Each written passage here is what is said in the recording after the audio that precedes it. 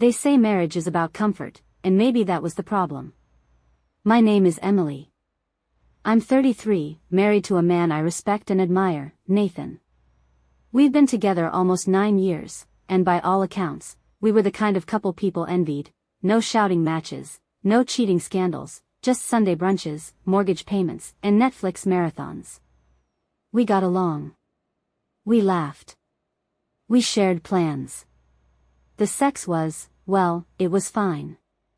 Predictable. Once every 2 weeks if I was lucky.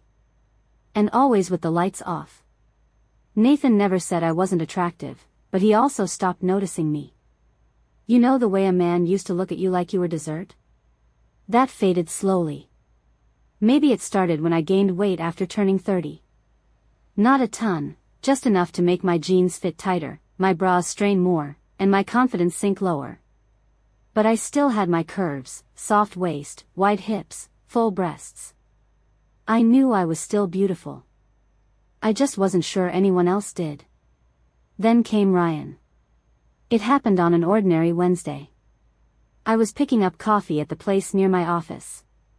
He was in line behind me, tall, easy smile, that barely there stubble that made his jawline look dangerous. I felt his gaze on me as I paid. When I turned, he grinned. You know, he said casually, they should name a drink after you. Something sweet with a kick. I laughed.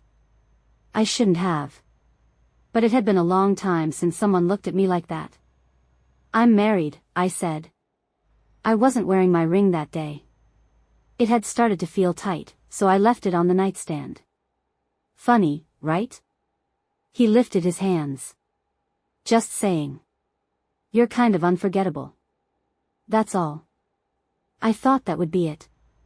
Just a little flirtation. A reminder that I still had it.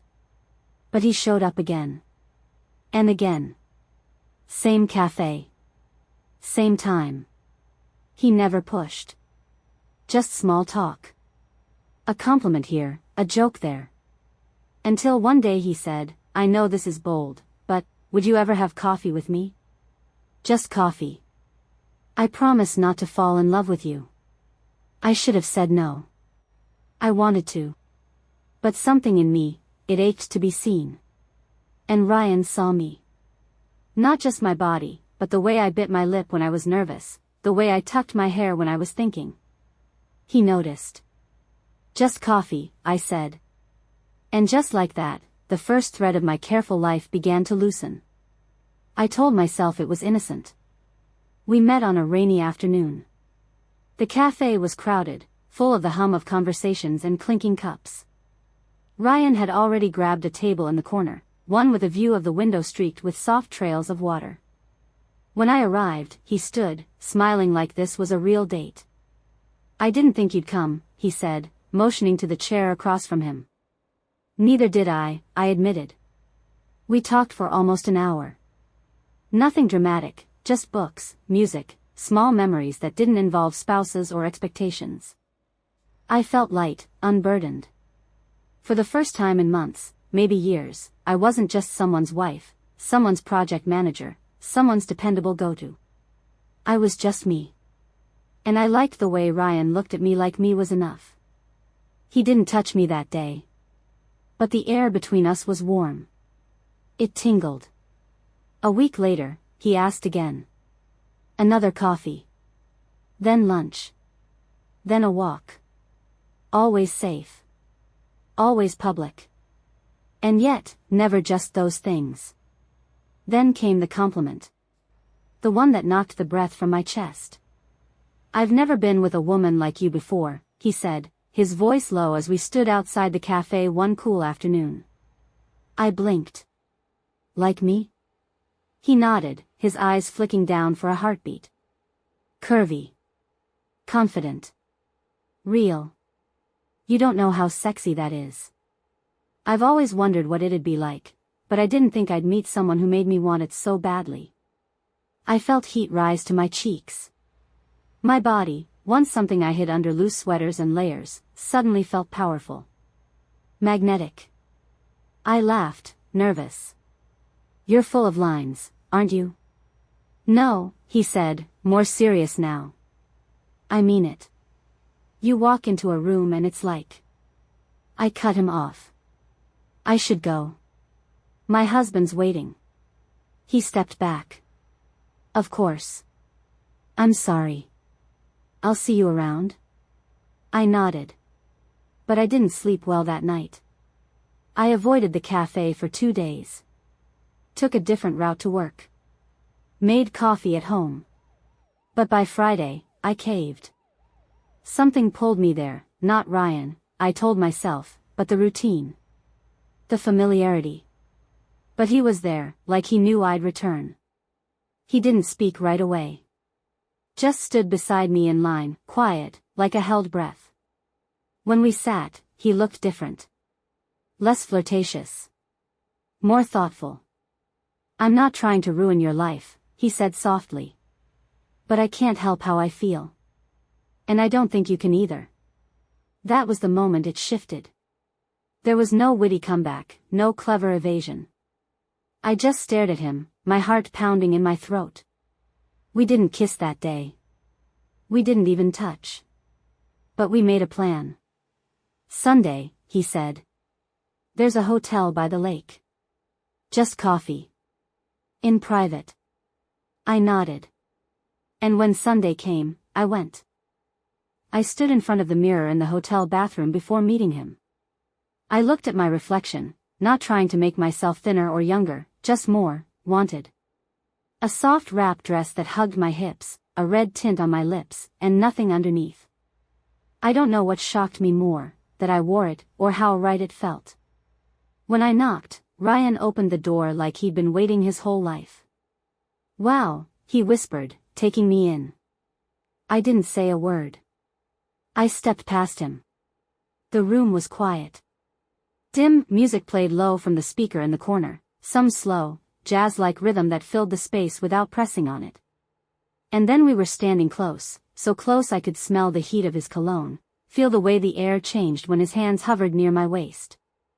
He touched me like he was afraid I'd vanish. Slowly.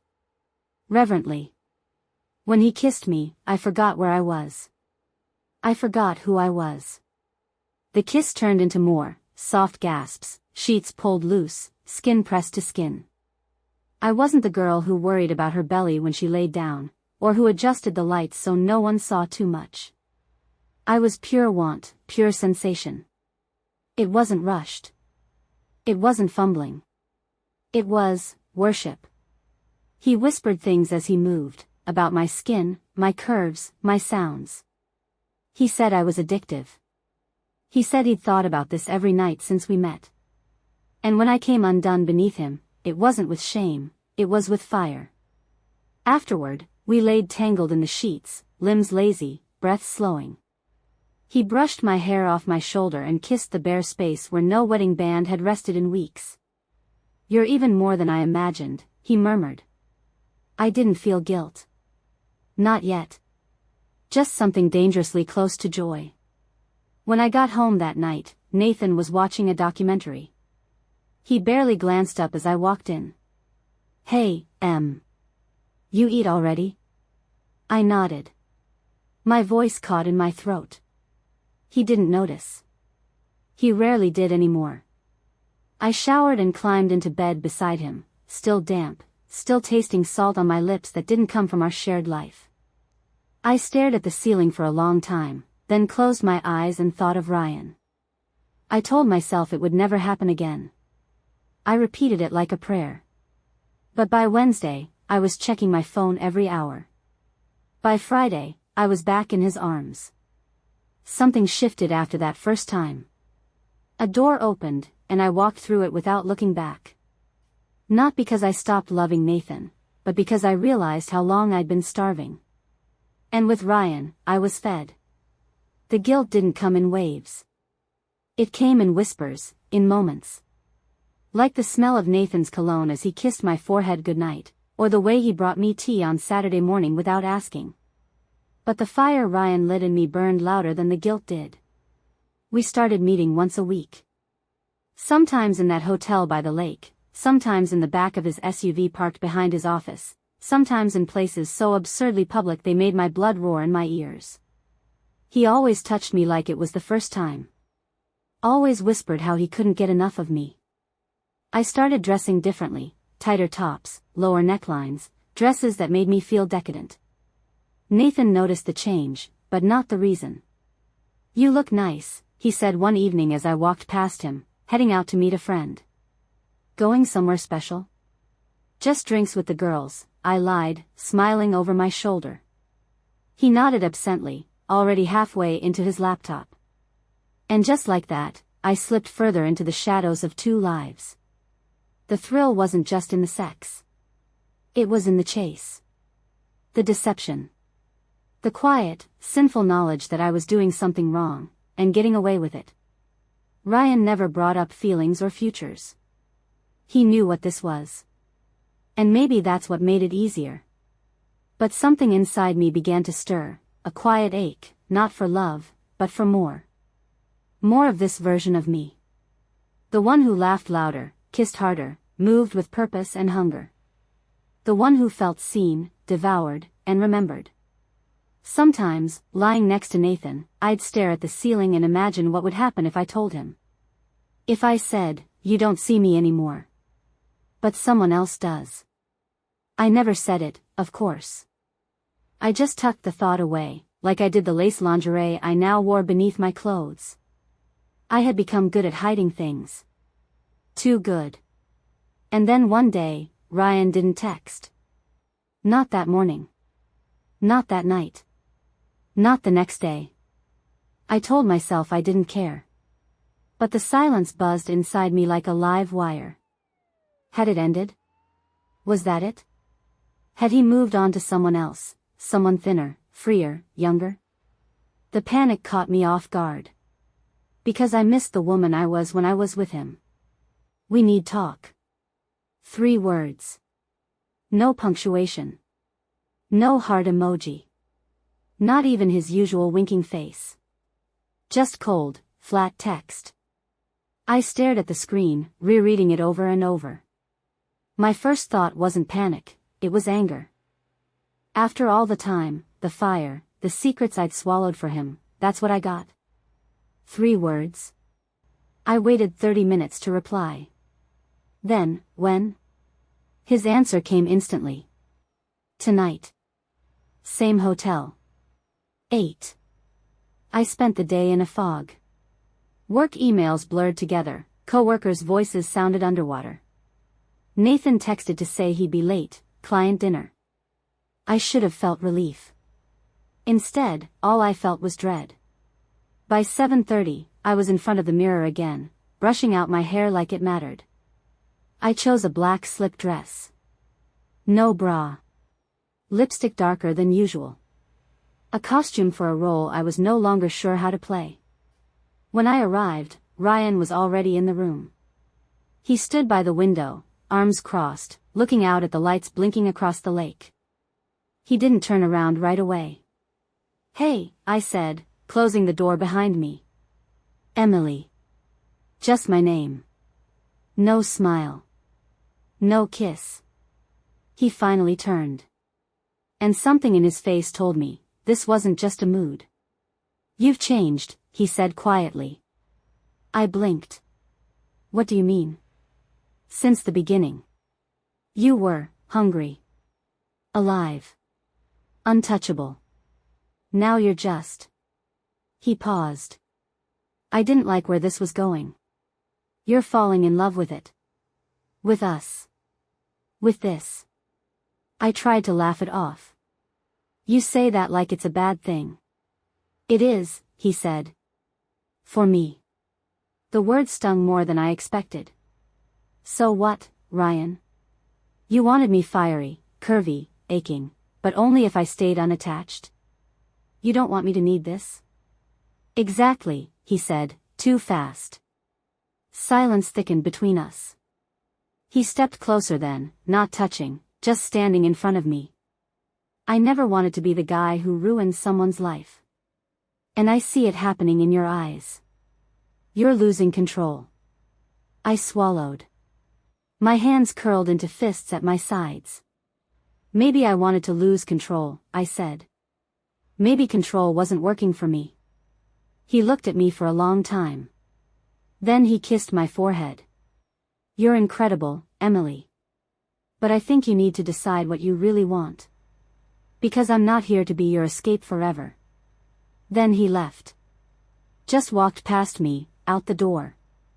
No last glance. And I stood there. In the middle of that dim hotel room, in a dress that suddenly felt ridiculous, with lipstick I wished I hadn't worn, staring at the door that didn't close softly behind him. That night, I went home before Nathan. I showered, scrubbed off every trace of perfume and guilt. But nothing could clean the hollow that had started forming in my chest. It was the first time I cried. And I didn't even know who I was crying for. I thought the tears were the end of it. But they weren't. They were only the beginning. The next morning, I stood in the kitchen pouring coffee, still wearing Nathan's t-shirt. He walked in, kissed my cheek absently, and asked if I wanted eggs. I stared at the side of his face and felt it like a scream. How far I had drifted from this man who once made my whole world light up. Nathan, I said, quietly. Too quietly. He looked up. Yeah? I set the mug down. My hands were shaking. I need to tell you something. There's no way to say it gently. No good words. Only true ones. I've been having an affair. The silence that followed was absolute. Like the air left the room. He blinked once. Then again. Like he misheard me. What? I repeated it. Slower this time. He didn't yell. He didn't throw anything. Nathan was never that kind of man. Instead, he sat down on the bar stool like someone cut the strings holding him up. How long? I hesitated. Months. Do I know him? I shook my head. No. Not really. His face changed. Not in rage. But in grief. A kind of quiet devastation that ripped through me more than any scream could have. Why? He whispered. I started crying. Because I felt invisible. Because you stopped seeing me, Nathan. I needed to feel like a woman again. I needed to feel wanted. He didn't defend himself. Didn't tell me I was wrong. He just nodded slowly, like someone finally understanding a puzzle he never knew he was solving. Do you love him? I paused too long. I don't know, I said. But I don't love what we've become either. That evening, I packed a suitcase. He helped carry it to the door. We didn't touch. We didn't kiss.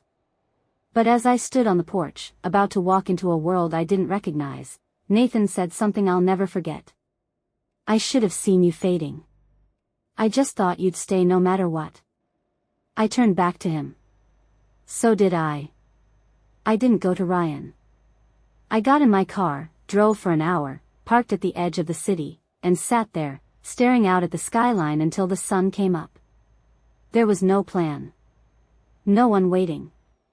I just knew I couldn't go home, and I couldn't run back to someone who only ever wanted a version of me, never the whole mess.